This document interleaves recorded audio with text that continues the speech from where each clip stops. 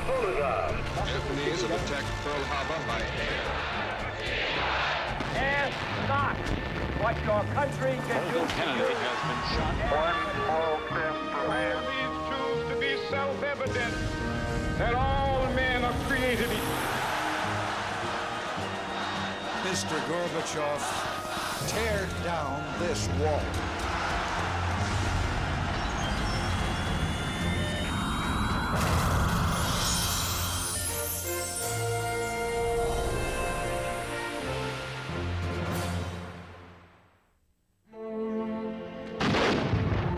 On July the 4th, 1976, the United States celebrated its 200th birthday. In my family, that's always been a custom on the 4th of July to read the Declaration of Independence out loud. It's quite a document, the soaring beauty of it. Americans had not stopped believing in their nation's ideals, but not even the bicentennial could conceal a certain national discomfort. After a series of domestic and international crises, Americans were no longer so sure of themselves. It was difficult. We've got an unelected president.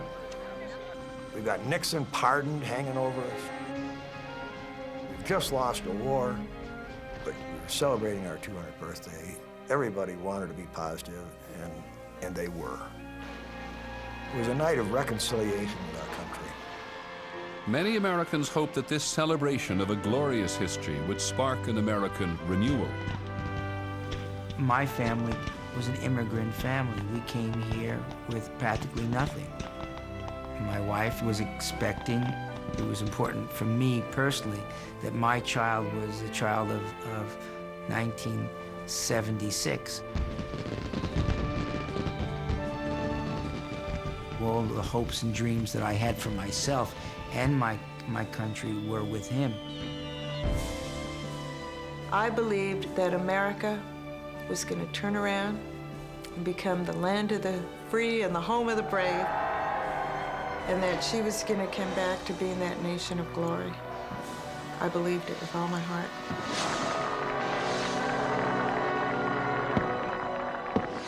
In the late 1970s, there was an uneasy feeling that perhaps the nation's best days were over. America's prestige in the world had been tarnished in the Vietnam War. The Watergate scandal had eroded people's respect for their own leaders, and the 1973 oil embargo had sapped the economy, causing a baffling combination of high inflation and high unemployment. Faced with these setbacks, which thwarted expectations and undermined many dearly held beliefs, Americans began to pursue separate individual paths to happiness. And in the process, they lost a clear sense of national purpose.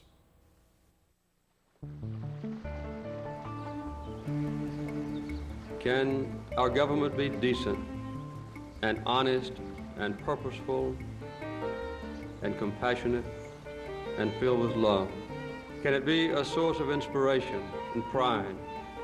In the 1976 presidential race, an obscure candidate tried to restore trust in government. All right. My name's Jimmy Carter. I'm from Georgia. I'm going to be your next president. You hope. I hope. My mother had said to me all along, he's going to be president. And I said, Mom, I said, I've never lied to you. He said, he's going to be president. I see it. Jimmy Carter was a one-term governor of Georgia and a peanut farmer from the town of Plains. With his strong Christian faith and sense of moral rectitude, he represented the traditional values that so many Americans seem to have lost touch with in a decade of upheaval. But even as he campaigned against the mistrusted Washington establishment, he faced an uphill battle against voter apathy, especially among the young. We didn't care about who was elected president. As a matter of fact, most of my friends, most of the people I hung out with, our interest in politics waned incredibly starting in the early 70s because we had lost the big cause, which was the Vietnam War. All of these people who had been into changing the world, protecting the environment, stopping the war, making racial harmony, discovered that, in fact, they couldn't change the world. Where do they end up? They end up in these huge rooms where they're dancing like sheep, listening to mechanistic music.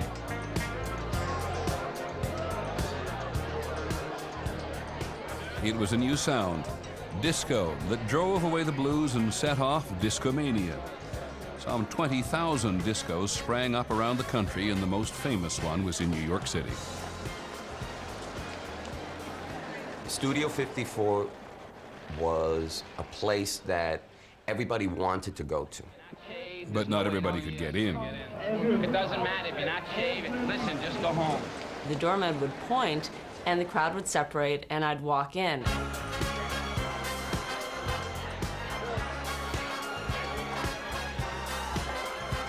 I really didn't understand why I or my friends were part of the chosen, but it was an amazing feeling. You felt like you were at the pearly gates, except you didn't have to die. The ultimate in escapism, Studio 54 was a hangout for celebrities who danced to music with a driving beat and lyrics stripped entirely of social purpose. In the 1970s, the so-called beautiful people partied as if there were no tomorrow. There was a lot of drinking. There was a lot of drugs. And I did see people snorting the shag carpeting and saying, you know, is this coke or dust? It was almost as if people felt that the rules no longer applied to them. And I think that in many ways it was like the end of the Roman Empire.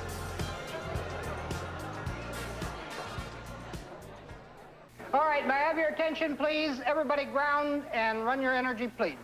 I want your roses up. The quest for a better society had narrowed into a desire for self-improvement. Pat yourself on the knee and say, I love you. It was in the 70s that the vogue for self-examination and self-study and self-exaltation began to play such a big part.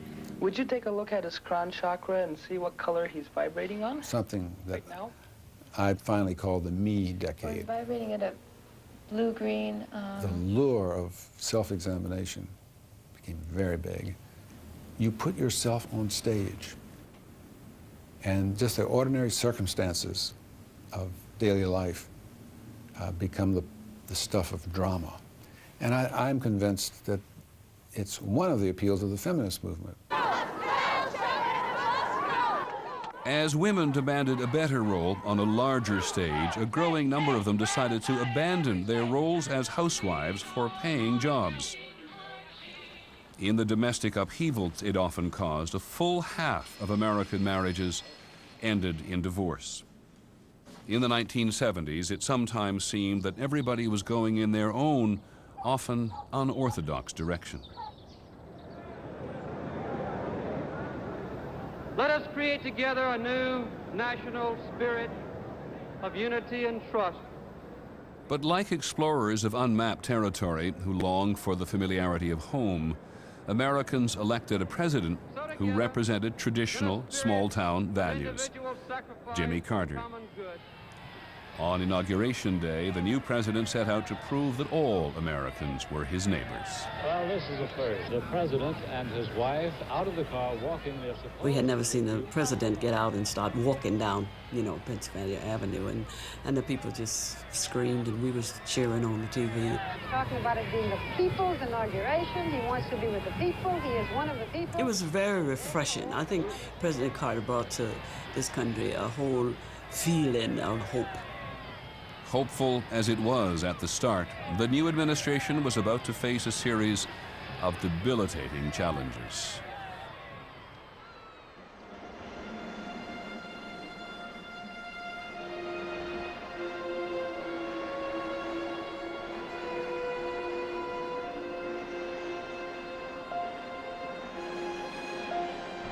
In 1977, the nation suffered through the coldest winter in 40 years.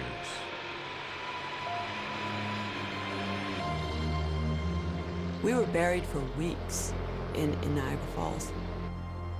We built tunnels all through our yard, so it looked like a mouse's maze underground that led to the street, although we didn't know where the street was until we hit the curb. The first couple of days, it was okay, but then after that, the store had no supplies, and so it was much more difficult to get food and stuff for the kids and the family.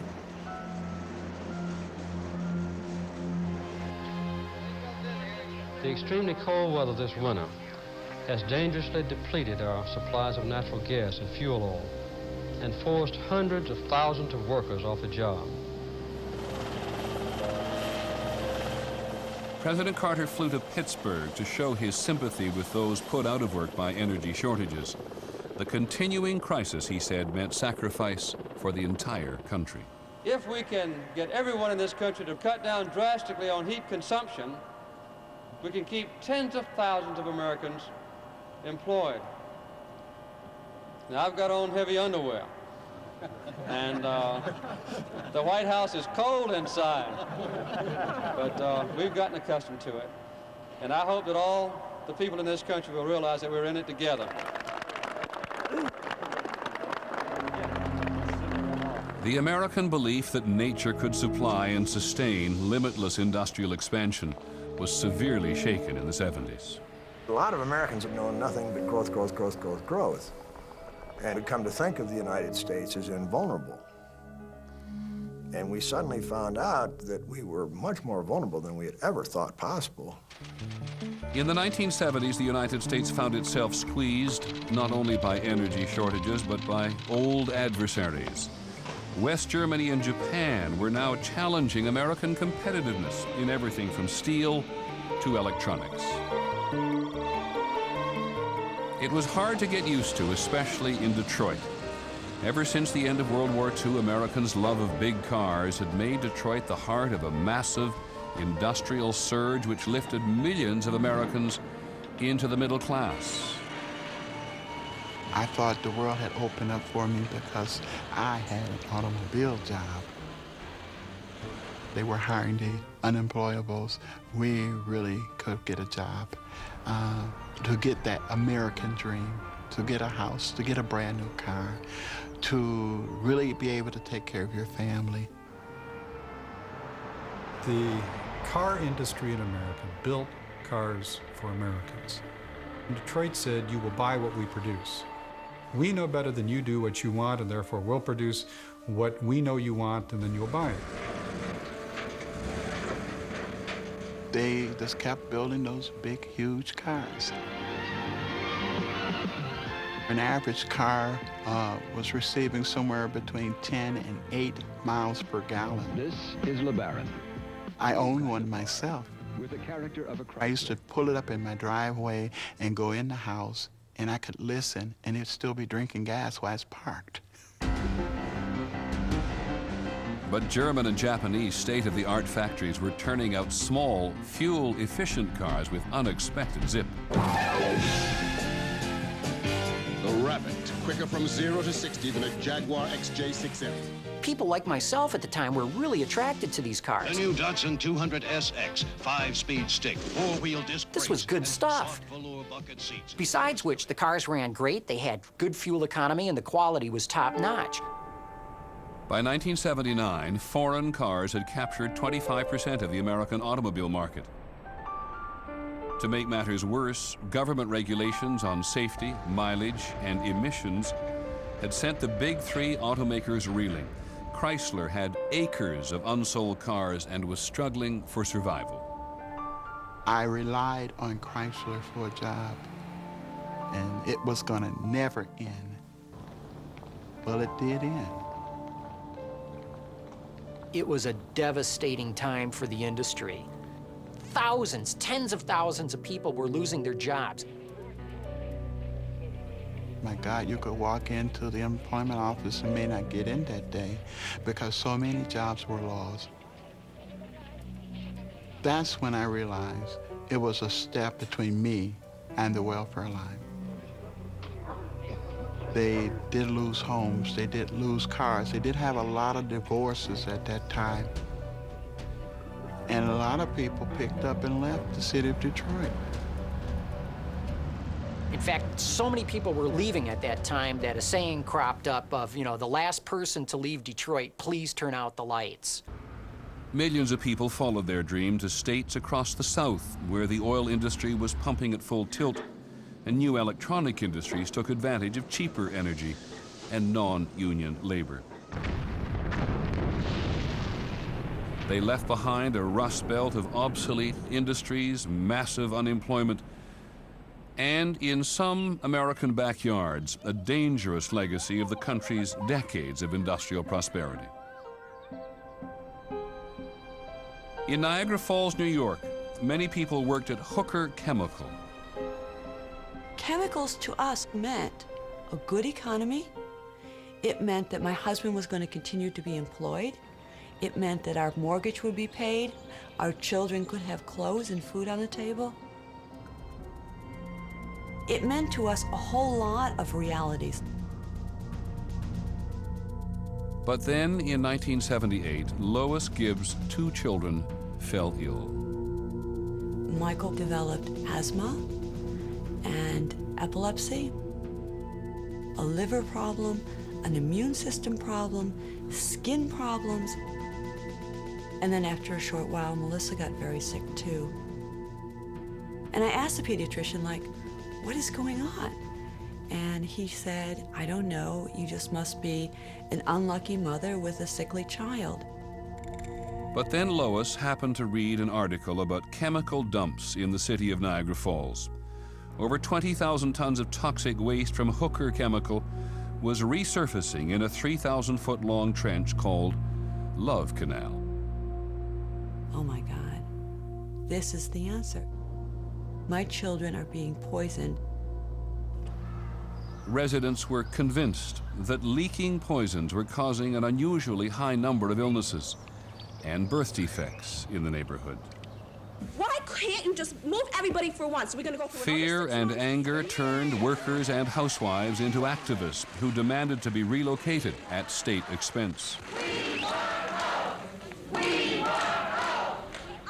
But the state would only pay to move the 239 families closest to the canal. As I looked down the street and saw all of the first families moving, I felt very jealous that they were able to leave. But my children were still sick. We were still trapped. More than 700 families were left behind in their now worthless homes. They've turned their back on us, put dollar signs on our foreheads, and dismissed us like we were pieces of trash. The remaining residents kept arguing to be relocated, but after almost 2 years, their patience ran out. If you just pass the word around, we're not going to do anything violent. We're just going to keep them in the house. Nothing more than that. Body barricade the doors. Nobody else. Everyone's coming out, guys. This word just in, 2 federal environmental officials are being held hostage at the Love Canal Homeowners Association's headquarters. If it was so safe at Love Canal, then it was safe enough for them to live there until we all got out. So we called up the White House and said we were holding 2 of your EPA officials here, and we were going to hold them here until we get evacuated out of Love Canal. President Carter today declared that prudence dictates the residents should be relocated. Here's to the homeowners and all our hard work. Come on. You get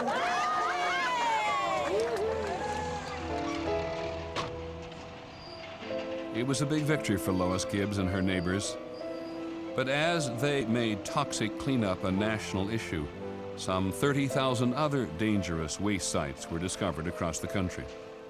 Americans now had something new to fear, the very ground they walked on. Attempts to right past wrongs had led to a decade of legislation. In the early 1970s, the courts ordered that schools be integrated through busing. In Boston, the order went into effect in 1974. Phyllis Ellison was 15 and going to her new school, South Boston High. The atmosphere on the bus, at first we were just like regular children. We talked, we giggled, and talked about what we thought school was going to be like. Then we were escorted by police officers. And I just didn't really know why we, the black students, would need police escorts to go to school. South Boston has always been a white neighborhood. I think everyone was taking it out on the blacks and blaming them, which at the time, well, now I realize it wasn't right. but being young, and we held it against the blacks personally. I and many other people from the neighborhood was throwing rocks at the buses. And they were chanting, "Go home, we don't want you here."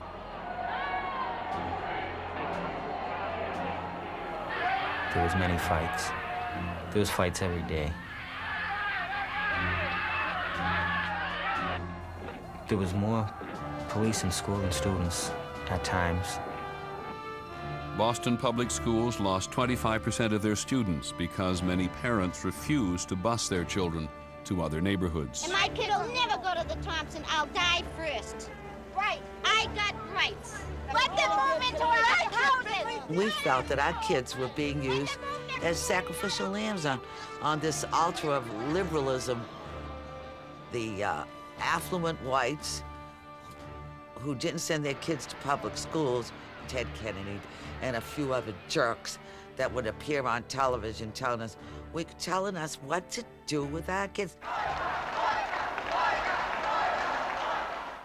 All over the country where forced busing went into effect, there was resistance from both whites and blacks. We are in a war, and we're going to win this one. But nowhere did the conflict remain as bitter as at South Boston High.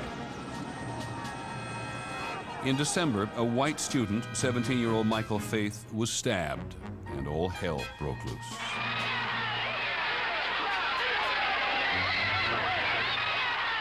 You could see the mob outside of the school. I was inside of the office, and all I can hear was, "He's dead. That nigger stabbed him. He's dead. Kill the niggers, kill the niggers." And the glass shattering. I broke windows, I tipped over police cars. There was so much hatred. Finally, the word came out that he wasn't dead. When they took him out the front door, Michael Faith, all bandaged up, he looked just like a mummy, and he had blood all over him. And I yelled out, "Niggas eat shit," which I would never say in a million years, but that's what happened. Most of us were crying. We were petrified. I felt if they got a hold of any one of the students that we would die. Worrying out how they were going to get them out of there, how they were going to get the students out. And so they sent decoys. They sacrificed about 10 buses, knowing they were going to get destroyed. Black students ran to other buses at the rear, out of harm's way. Forced busing was an intrusion of government policy that nobody seemed to like. But the buses kept rolling. And the violence continued into the 1980s. It added to a growing disrespect for the established order. We just began to see ourselves as a society without a lot of rules. Our institutions were going through crises, whether that was the breakup of families, great increase in crime and drug use, immorality, abortion. Conservative opposition to liberal policies intensified as more and more Americans became fed up with the strife caused by busing, abortion rights, equality for women, and equal rights for another group seeking public acceptance, homosexuals. In San Francisco, gays got political support from Mayor George Moscone and encouragement from the gay city supervisor Harvey Milk. But there was a shocking backlash to gay liberation on November the 27th, 1978. Both Mayor Moscone and Supervisor Harvey Milk have been shot and killed. The killer was Dan White, an anti-gay city supervisor who'd resigned from the Moscone administration but wanted his job back. I'm very confident that I will be reappointed to my job. But he was not, and he took revenge, killing Mayor Moscone and Supervisor Milk. That night, 40,000 people came out to the streets of San Francisco. Traffic stopped. People would talk to each other. People would cry. And there were a lot of straight people who were so galvanized by the gravity of this, they said, oh, I get it. I get it now. It broke your heart because of what happened to cause that, but it did give one hope. At White's trial, the so-called Twinkie defense, temporary insanity caused by stress and too much junk food, got White a sentence of only 7 years and 8 months. When that verdict was announced, all I could think and scream out, I was at home, I said, I knew it, I knew it, I knew it. We marched to City Hall. There was property damage. You know, there was no loss of life. There was expiation of anger and seeking of justice. I think we really showed, don't mess with us. What some liberals saw as a corrective to injustice, some conservatives saw as signs of a disintegrating nation. Pastor John Hinkle of Los Angeles. That's when the Lord spoke to me and said, I want you to go to Washington, May 1st, 1979, with 100,000 people. I just said, oh, Glenn, we've got to go. Nothing like this has ever happened before. Our Father, who art in heaven, hallowed be thy name. Father, there is spreading across our land today. Believing that she had been born again and saved, Marilyn Noorda says she wanted to save her country. The point was to pray for America, knowing that as we cried out to God, he would hear our prayer and that America would turn. Praise God. And oh, what a beautiful sight.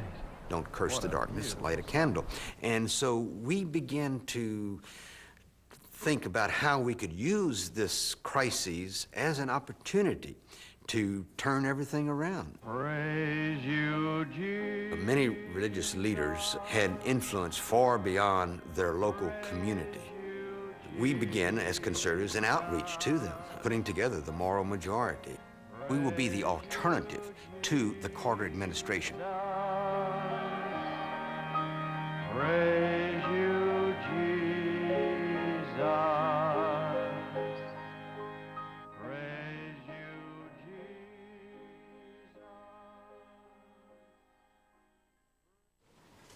I would like to offer a toast at this time. At the very beginning of 1978, President Carter was the guest of the Shah of Iran. Because of the great leadership of the Shah, Iran is an island of stability in one of the more troubled areas of the world. Iran was anything but stable. Within 7 or 8 days, there were riots already in Iran. There was shouting in the rooftops, Allahu Akbar, God is great, down with the Shah, Margbar Shah. One really could not understand how much Iranian people hated the Shah. And now they wanted the Ayatollah Khomeini, who had inspired so many of them with taped sermons from his exile in France. A year later, the Shah, whose secret police had spread terror across Iran, was forced to flee the country. Jubilant Iranians welcomed back Khomeini. It was as if the Messiah had landed in Iran. The 78-year-old cleric wanted to rid Iran of Western influence. He called the United States the Great Satan. He inspired fervent anti-Americanism in millions of Iranians. The loss of an important ally to an unyielding enemy was just the first blow in a series of misfortunes that confounded Americans in 1979. In March, America's worst nuclear accident caused a radioactive release at 3 Mile Island in Pennsylvania. The near meltdown shook people's trust in American technology and the development of a new domestic source of energy. By June, energy problems became a national crisis after the Organization of Petroleum Exporting Countries, OPEC, raised oil prices by 50%. We were upset and we were frustrated and we were, just didn't seem like anything was working for America. Everywhere, gas lines grew longer and tempers shorter. The country was getting desperate. President Carter, attending a summit meeting in Japan, flew home to reassure the nation. We were all exhausted. He scheduled this speech and then decided, I don't want to give it. I don't want to give it. And he called it off. We didn't know what was going to happen next. What happened next came at the quiet presidential retreat of Camp David.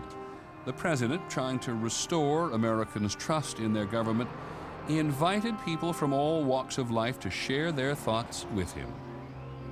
Carter was trying something extremely daring, reaching over the elites and connecting again with people. Some people on his staff thought it was insane. The president sits down. He had a yellow pad of paper, a pencil, and looked at this group of us who didn't know why we were there. He looked at us and he said, well, I'd like each of you individually to tell me what's wrong with America. He listened to each and every one of us. And 2 days later, the president spoke to the nation. It was destined to be known as the Malaise speech. That the true problems of our nation are much deeper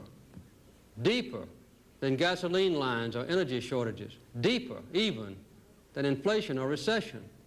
What people were saying was, we have a wounded country, we have a spiritual crisis, a kind of crisis of morale. We can see this crisis in the growing doubt about the meaning of our own lives.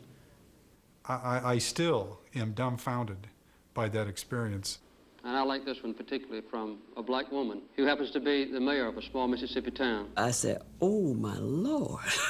We simply must have faith in each other, faith in our ability to govern ourselves, and faith in the future of this nation. The response to the speech was overwhelmingly positive. The president's popularity shot up 15 points. But what he had gained was lost 2 days later when Mr. Carter asked for the resignation of his entire cabinet. The intent was to start afresh, but the appearance was that of a president not in control at home or abroad. In September 1978, Jimmy Carter persuaded Anwar Sadat of Egypt and Menachem Begin of Israel to sign a peace treaty that ended 30 years of war. But not even the president's crowning achievement eliminated the fear that his idealistic foreign policy was no match for his enemies. By the end of the year, the Soviets had invaded Afghanistan, and Ayatollah Khomeini had trapped Mr. Carter in the White House. On November the 4th, 1979, word reached Tehran that the Shah had been granted asylum in America. That morning, I looked out my window. Iranian students had been climbing over the walls of the embassy with photographs of Khomeini on their chest and yelling Marg Bar America, death to America. They made a beeline straight to my office. The U.S. Embassy in Tehran has been invaded and occupied by Iranian students. The Americans inside have been taken prisoner. I was tied up, blindfolded. I started to think about family and started to think about, would I live through the rest of the night? For quite a while, we didn't know that Barry was a hostage. When I first got the State Department on the phone, they were unsure of exactly what had happened. They weren't sure how many people were being held. Week after week went by. Finally, at Christmas, the Iranians allowed a visit by American clergy. They let cameras in.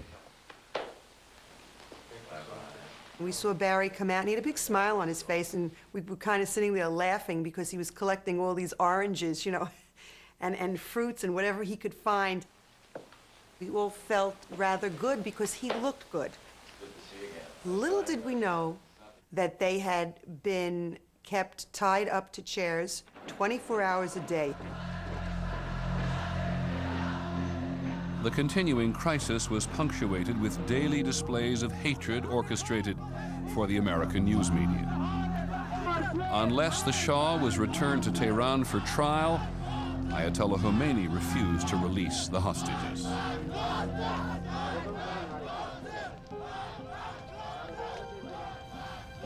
At church, people would say a prayer for the hostages.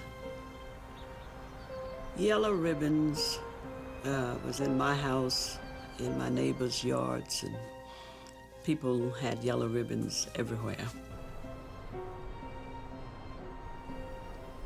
There were thousands of letters coming to the embassy. When I received a letter from Barbara, it was almost a religious experience. I'd take the letter, I'd put it down, face up, and then look at it for a while. It was this little snippet of their life. Read it once, then read it twice. Must have read it 20 or 30 times. But I couldn't get enough of it.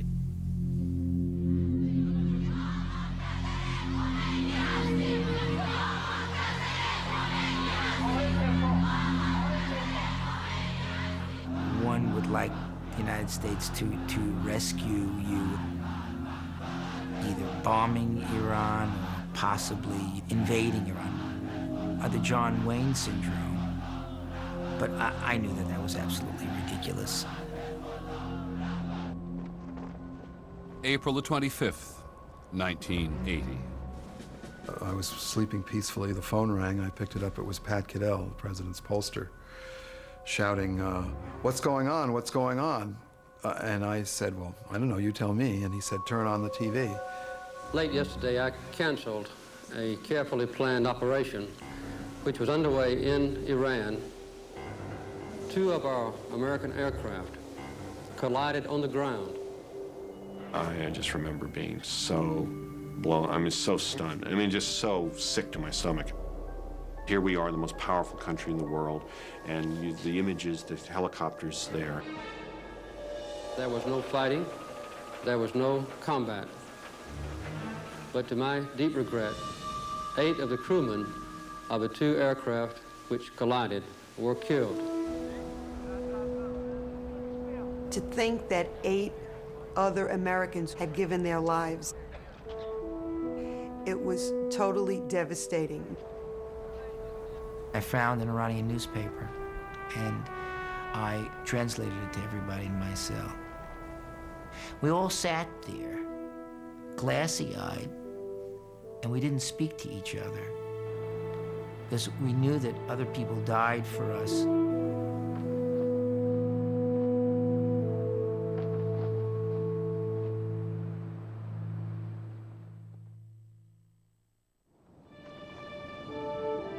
The 1980 Winter Olympics in Lake Placid, New York. Up ahead to Maltsev on a breakaway. Maltsev gets it by Craig to give the Soviets the lead. The underdog U.S. hockey team is struggling against the Soviets.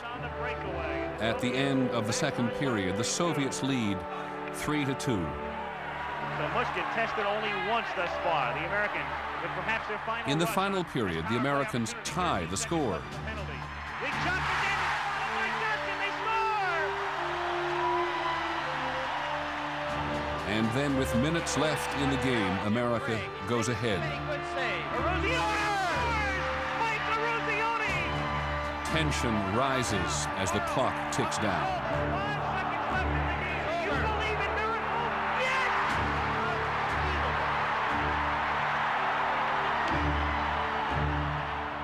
In a political rivalry played out on the ice, the United States defeats the Soviets.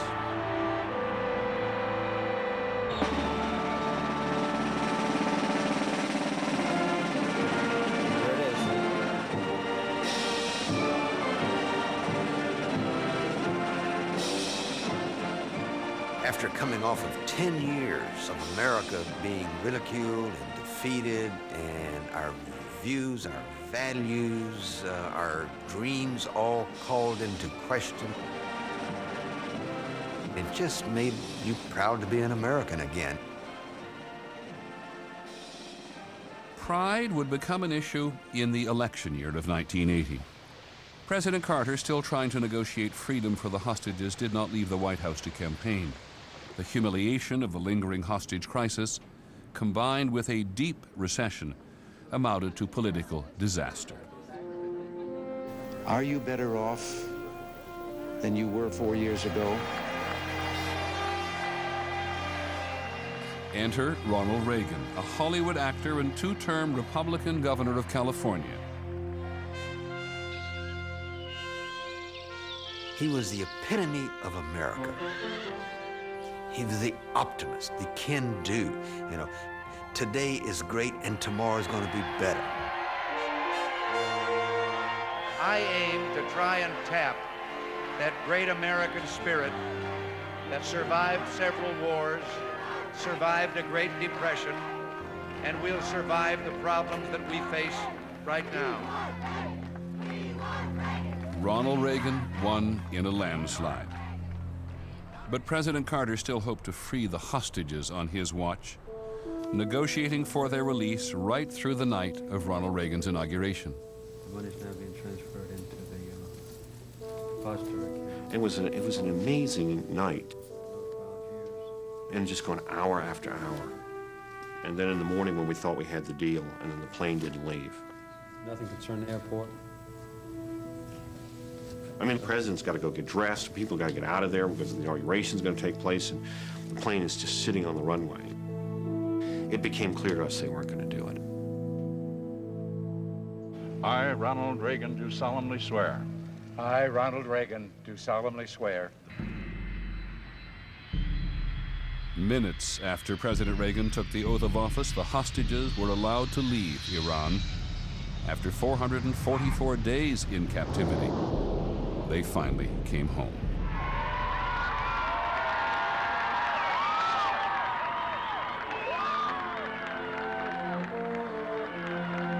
Belief, disbelief, not knowing what to say, just, no words, just, tears and crying and hugging.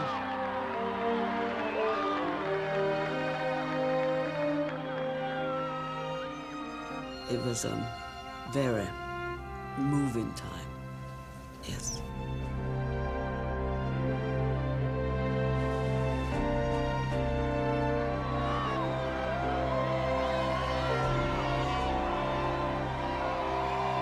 Broadway was so filled with confetti, I could hardly see my way through it all. And both Barbara and I were holding on to each other. It was one of those moments in life where you say, it can't get any better than this. For millions of people, it seemed that America was back.